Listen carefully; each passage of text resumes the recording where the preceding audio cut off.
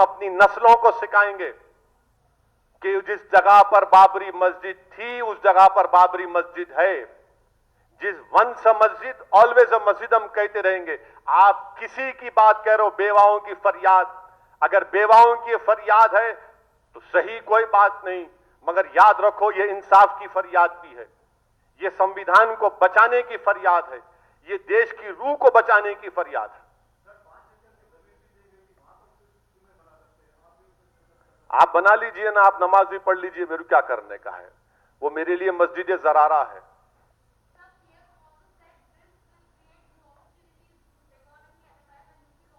That is that is his economic genius.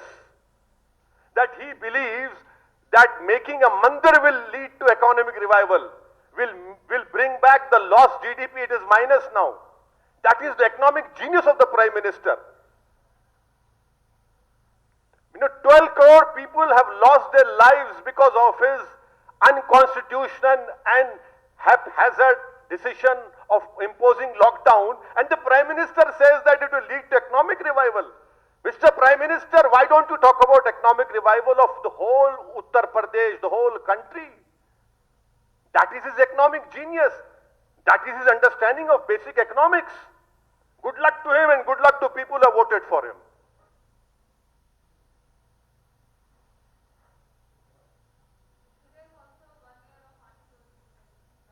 Yes, I have said it in the parliament that revocation of 370 from erstwhile state of Jammu Kashmir is a constitutional breach. The revocation is unconstitutional. The government had no right to do it, but on the basis of the brute majority, they have done it. And it is an unconstitutional step which they have taken. भाई आप लोगों को कुछ पूछना है तो पूछो, हमारे मुकामी जो सहाफी, इतना खामोश मत बैठिए।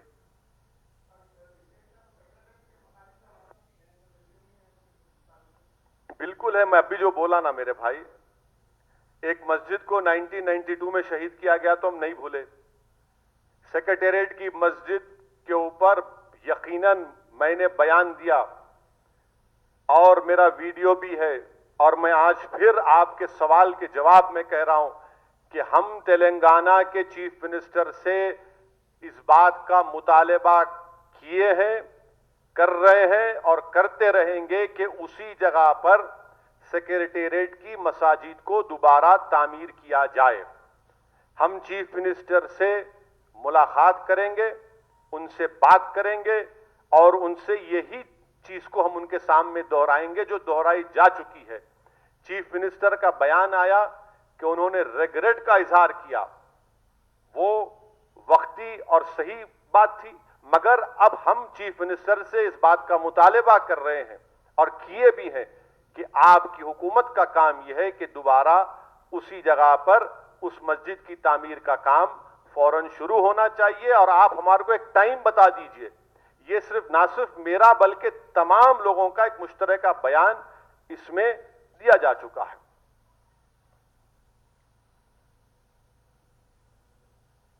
क्या बर्फ?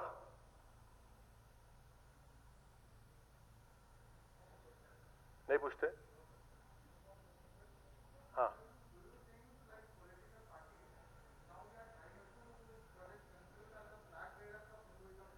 no, why don't you say Congress party, Navinder? Say it, Navinder, nothing will happen. I have tweeted yesterday, that is my statement. I have said to the Congress leader, अच्छा ये आप लोग जो है बड़े सिलेक्टिव है सवालात में। हर प्रेस कॉन्फ्रेंस में, हर टीवी में बोलते आपके भाई, आपके भाई। कल कांग्रेस के लीडर जो ट्वीट करे नहीं पूछी आपके भाई, क्यों नहीं पूछे भाई आप लोग? उनके भाई बोले थे 2007 में हम लोग होते तो मस्जिद शहीद नहीं होती। Fact of the matter is Navendra that it is the Congress party who is equally responsible for the demolition of Babri Masjid. 1949, 22nd December, on the night of 22nd and 23rd December, in a very cowardly and surreptitious way, idols were placed inside the Babri Masjid inside what we call as Mimbar-e-Rasool. Who was the Chief Minister? G.B. Pant. Who was the Prime Minister? The great Nehru. And what did the Prime Minister do? He only wrote a letter to G.B. Pant, please uphold secularism and this and that. What did G.P. Pant do?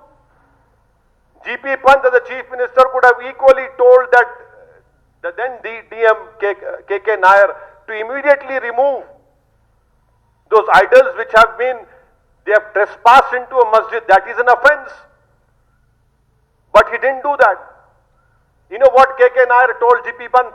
He wrote a letter and he said that if you force me, you can transfer me, I will not do it. And what happened? K.K. Nair contested on the ticket of Jan Sangh and he became a member of parliament. He became a member of parliament. Secondly, 1986, the locks of Babri Masjid were opened. The Muslim side was not even given an opportunity in front of a district judge to say our views. Half an hour of hearing, Nabender, and 15-20 page order was issued. Please remember, 86 there was no computer, there was a typewriter.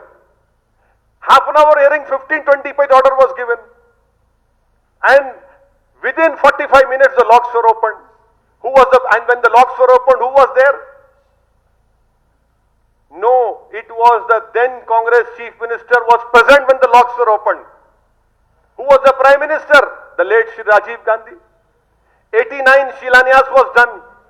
Do you know when the foundation, when the first stone was laid for a Ram temple in 89, you know who was the chief guest? Bhuta Singh as the Home Minister. N.D. Tiwari was the Chief Minister of UP. Do you know in 1984, this Ram Janam Bhoomi meeting of 1,000 sadhus was done in Vigyan Bhavan of Delhi. Who gave that Vigyan Bhavan? Who was in power at that time? And now Congress party says all this nonsense to us. These secular parties have been exposed completely now. And another point which I want to say, कि बहुत से लोग मुझे phone करके मुख्तलिफ मुल्क के मुकामात से, जिसमें बहुत से मजहब के लोग हैं, खास तौर से दलित और मुसलमान हैं, जो आज भी इस मुल्क के सेकुलरिज्म पर यकीन रखते हैं, वो मुझको फोन करके कह रहे कि साहब हम बड़े मायूस हैं, हम बड़े अपने आप को अकेला महसूस करते हैं। मैं उन तमाम से कहना चाह रहा हूं कि आपको हरगिज मायूस होने की जरूरत नहीं है, आपको हरगिज अकेला महसूस होने की जरूरत नहीं है।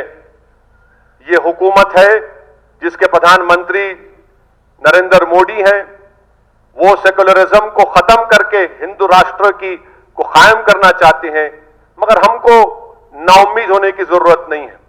मुझे यकीन है कि आज भी हमारे मुल्क इंडिया में ऐसे करोड़ों हमारे हिंदू भाई हैं जो हिंदुत्व की आइडियोलॉजी को नहीं मानते और कभी नहीं मानेंगे।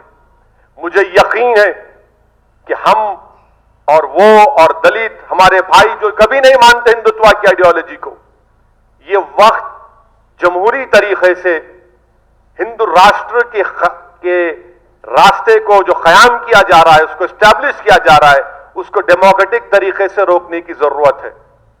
मैं इंडिया के हमारे इंडियन मुस्लिम से भी कहना चाह रहा हूं कि हरगिज मायूस होने की जरूरत नहीं है। हस्बुनल्लाह व निअमल वकील, आपको हरगिज मायूस होने की जरूरत नहीं है। हमारा काम जिद्दोजहद करना है, हम जिद्दोजहद करते आए हैं। हमारे बुजुर्गों ने बाबरी मस्जिद को बचाने की कोशिश की हमारे सेकुलर हिंदू भाइयों के साथ, मगर तमाम सेकुलर पार्टीज ने हमको धोखा दिया। आज भी हमको कोशिश करना है।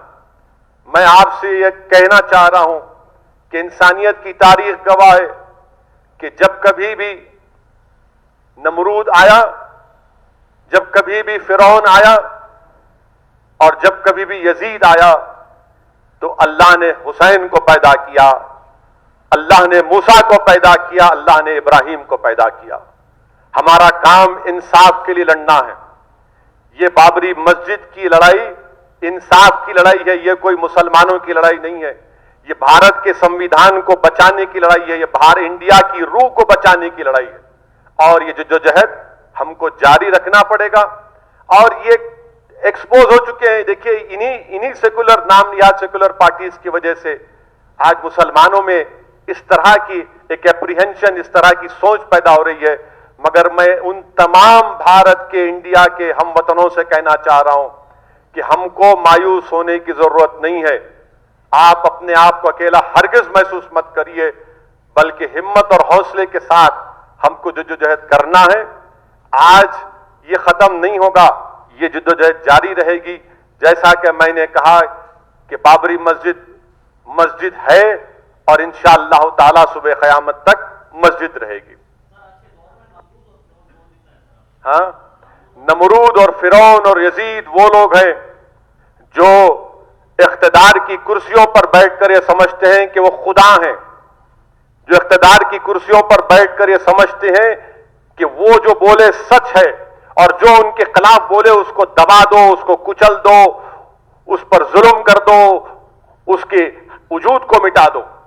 तो अगर कोई ये कर रहा है तो आप जानते हैं कि ये कुदरत हर चीज को बर्दाश्त कर सकती है, मगर कुदरत किसी के गुरूर और तकब्बुर को बर्दाश्त नहीं कर सकती।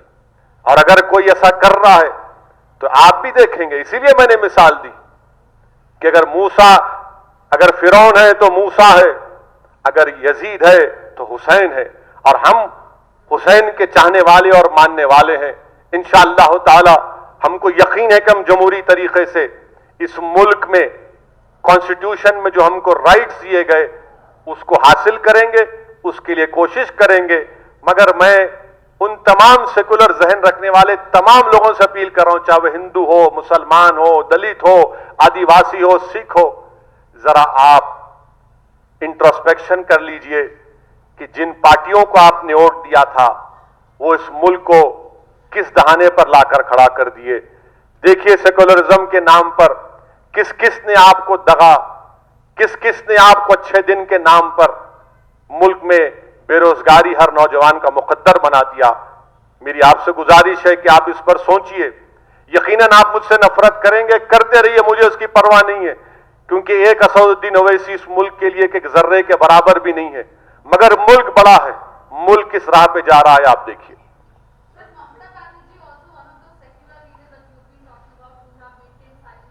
Yes, everyone has maintained a radio silence. Everyone has maintained a radio silence. Why? Because they are worried about they will not get that particular section of society vote. That is why this is a deliberate silence. This is a deliberate silence. If not today, when will you raise your voice? Please tell me. When will you raise your voice? If not today. This is the time to raise your voice, to protect the secularism, the basic ethos of this country. By your silence, you are acquiescing, you are supporting the Hindutva ideology. हाँ, पूरों का इस हम्माम में सब दंगे हैं। नहीं, इस हम्माम में सब दंगे हैं। आप तीन कई को बोल रहे हैं, मैं तो पूरों को बोल रहा हूं, सबका उड़ गया।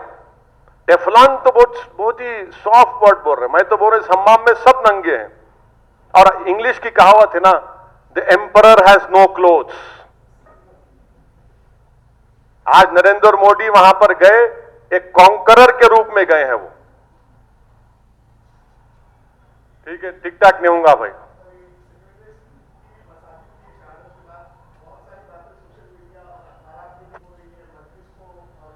देखिए ऐसा है ना मेरे भाई, देखिए मेरे भाई, सुनिए मेरी बात को आप। जब CAA NPR NRC का चल रहा था, आप यही बात करें, मजलिस के बारे में करे थे ना, आप यहीं पे करे थे। क्या हुआ वो, क्या हुआ बोलो?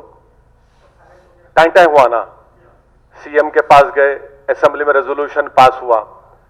मैं इनको बोलना चाह रहा हूं भाई साहब, आप हमारी मुखालिफत करना है करो, मगर हर चीज पे ले जाके दूल्हे भाई को बिठा देना ये तो अच्छी बात नहीं है ना। मैं चीफ मिनिस्टर हूं क्या? मगर हम सुनिए, और आप अब देखिए, अब आप बहस करना चाह रहे, आ जाओ कुर्सी, लाइव टेलीकास्ट कर लेंगे। नहीं सुनो, ठहरो चितारे, इतना बेचैनी कहीं को हो रही, दर्द हो रहा तो ठहरो, जरा पानी पिलाओ जी उनको। देखिए, जो कोई बोल रहे हैं वो मंजलिस की मुखालिफत में बोल रहे हैं, उनका इख्तियार है, बोलते रहो, मेरे को फिक्र नहीं है, मगर काम तो हम ही करेंगे जमीन पे इंशाअल्लाह ताला, और अल्लाह ने चाहा तो यकीनन हमको कामयाबी मिलेंगी। और कुछ है भाई? हमारे कृष्णा गारू, चपंडी, हाँ हाँ, आशीष, हाँ नहीं, लाइव नहीं है। अरे टाइम्स नाउ वाले आप खामोश बैठे, बोलो भाई। नहीं, टिकटॉक नहीं जाने का।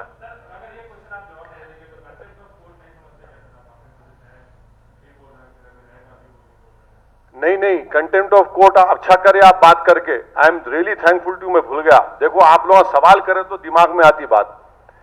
बाबरी मस्जिद का जो डेमोलिशन हुआ ना, यही संघ परिवार जाकर सुप्रीम कोर्ट से परमिशन लिए थे, और सुप्रीम कोर्ट उनको परमिशन दिया। अगर परमिशन नहीं देता सुप्रीम कोर्ट तो शायद 6 दिसंबर को शहीद नहीं होते। वो कंटेम्प्ट पिटीशन अब तक हियर नहीं हुआ मेरे भाई। आप बिलीव कर सकते हैं कि सुप्रीम कोर्ट में कंटेम्प्ट पिटीशन अभी पेंडिंग है बाबरी मस्जिद के डेमोलिशन का। That is not yet heard. I pray and hope that the honourable Supreme Court will hear this contempt petition also. और मैं सुप्रीम कोर्ट का कोई कंटेम्प्ट नहीं कर रहा हूं, मैं तो कह रहा हूं ना कि सुप्रीम कोर्ट आखिरी कोर्ट है हमारा, आखिरी एपेक्स कोर्ट है, फैसला उनका फाइनल है। सुप्रीम कोर्ट के फैसले से हम डिफर कर रहे हैं, और डिफर करना कोई गुनाह नहीं है मेरे भाई। इसीलिए जस्टिस जेएस वर्मा ने, जो सुप्रीम कोर्ट के बहुत बड़े लीगल लुमिनरी थे, जस्टिस जेएस वर्मा ने क्या कहा? Supreme court is supreme but not infallible. JS Verma ने बात कही थी वो, मैं कोई नहीं कह रहा हूं, मैं तो आपको ये फैक्ट्स बता रहा हूं।